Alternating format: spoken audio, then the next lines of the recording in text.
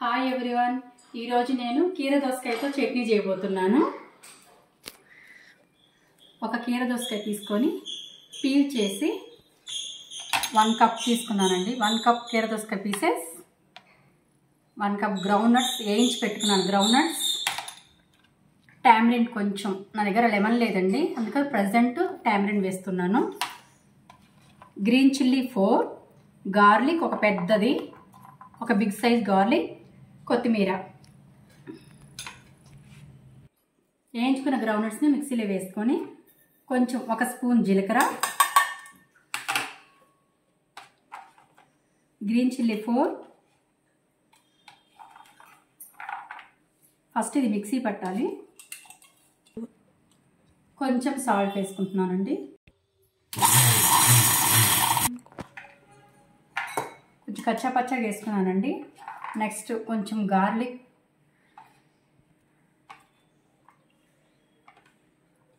కొంచెం కొత్తిమీర,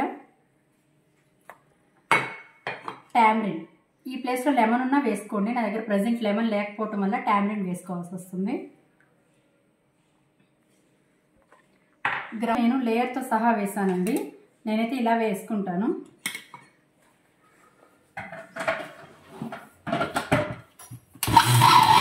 మిక్సీలో వేసుకున్న పేస్ట్ మొత్తాన్ని బౌల్లోకి ఇలా తీసుకోవాలండి.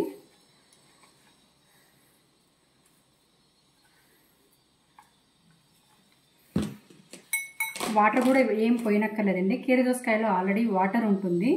దాన్ని కొంచెం కచ్చా పచ్చగా దంచేసుకొని దీంట్లో యాడ్ చేసుకోవాలి. ఇప్పుడు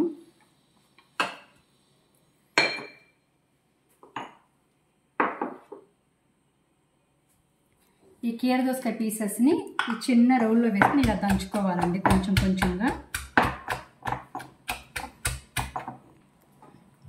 ఇలా దంచుకొని కొంచెం కొంచెం దంచుకొని ఈ బౌల్లో వేసుకోవాలండి. కొంచెం కొంచెంగా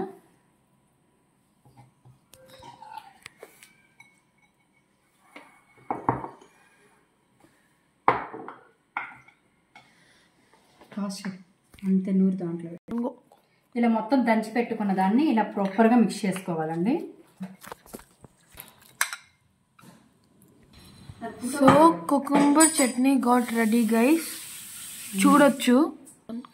కుకుంబర్ చట్నీ రెడీ అయిపోయిందండి. చాలా టేస్టీగా ఉంటుంది. ఈ సమ్మర్కి కుకుంబర్తో ఇలా ట్రై చేయండి ఒకసారి, చాలా టేస్టీగా ఉంటుంది. నేను చేసిన వీడియో మీకు నచ్చితే like, share, comment, subscribe my YouTube channel.